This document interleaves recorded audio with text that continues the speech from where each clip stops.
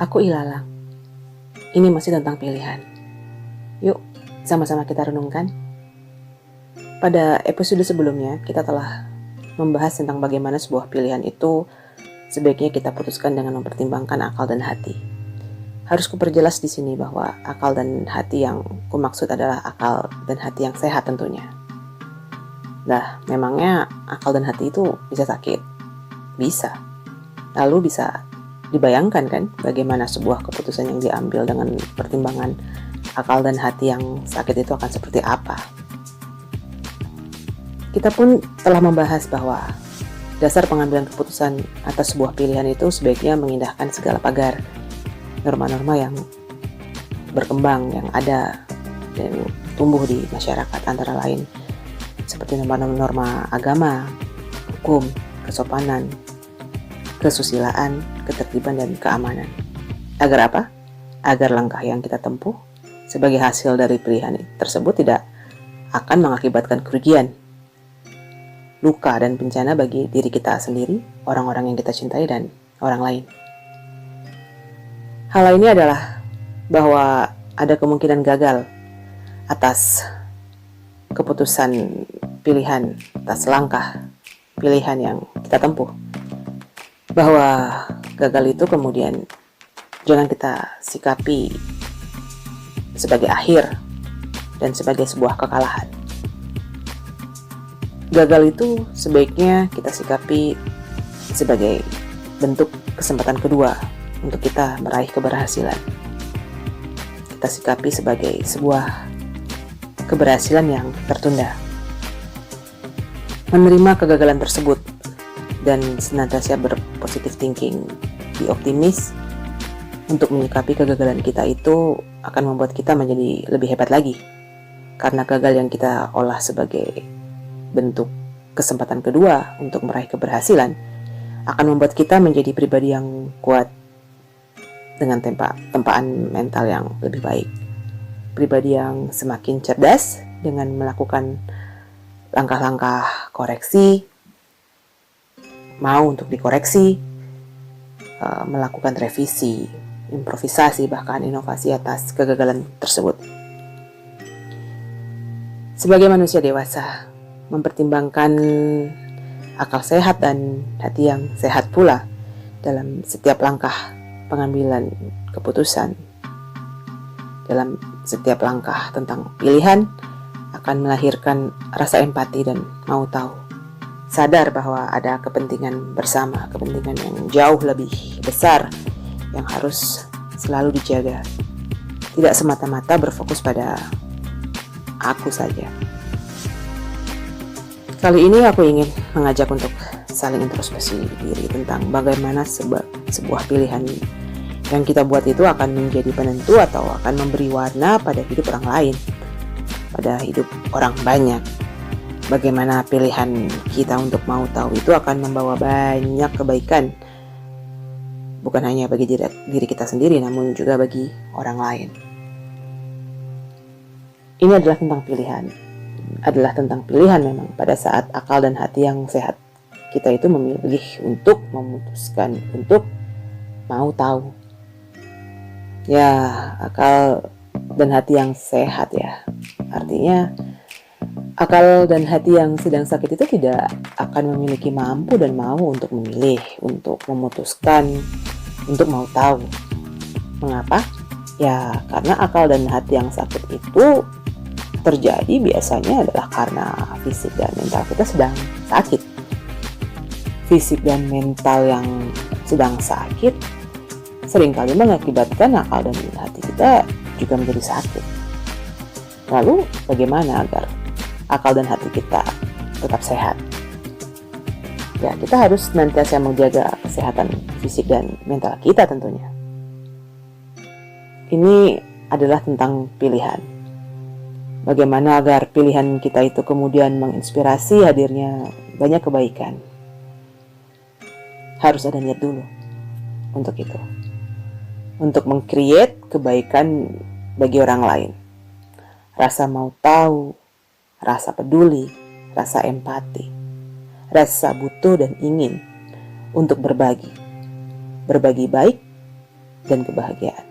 Nah, berbagi baik dan kebahagiaan itu hanya bisa kita lakukan bila kita bahagia, bila kita sehat terlebih dahulu tentunya. Saat ini, di masa karantina diri, karena pandemi virus COVID-19 atau Corona, di mana segala biasa menjadi tidak biasa, dan segala yang tadinya tidak biasa menjadi biasa. The new normal. Kita menjadi harus terbiasa dengan hal-hal yang tadinya tidak biasa. Himbauan pemerintah agar kita menggunakan masker dan sarung tangan misalnya untuk setiap kali kita bepergian, membawa hand sanitizer, ya kan? Atau kebijakan pemerintah tentang pembatasan sosial berskala besar, PSBB, social distancing, kemudian membatasi terjadinya kerumunan banyak orang di suatu tempat. Kita pun kemudian dihimbau untuk tetap berada di rumah, meminimalisir untuk keluar rumah. Harus sering-sering cuci tangan dengan menggunakan sabun. Ya, intinya pemerintah menghimbau agar kita mau tahu untuk memelihara kebersihan dan kesehatan diri kita masing-masing, untuk menjaga diri kita dan menjaga orang lain di sekitar kita, agar meminimalisir bertambahnya korban jiwa terkait virus ini. Namun, semua itu kembali kepada kita masing-masing kan. Apakah kita merasa perlu atau tidak untuk mau tahu? Bagaimana menurutmu? Perlu nggak? Tidak mudah memang untuk mengubah kebiasaan yang telah kita lakukan sepanjang hidup. Seperti tidak bersalaman, tidak bertemu banyak orang, tidak nongkrong-nongkrong atau sekedar jalan-jalan di pasar atau di mall, bahkan tidak mudik pada saat lebaran. Karena semua itu telah menjadi hal yang biasa kita lakukan. Namun begini deh, gak ada kan yang gak tahu seberapa bahayanya virus ini, atau tentang bagaimana cara penyebarannya, bagaimana cara pencegahan dari penyebarannya, dan bahkan progres lonjakan korban jiwa akibat terinfeksi virus ini. Bila tahu, lalu mengapa lantas memilih untuk tetap tidak mau tahu?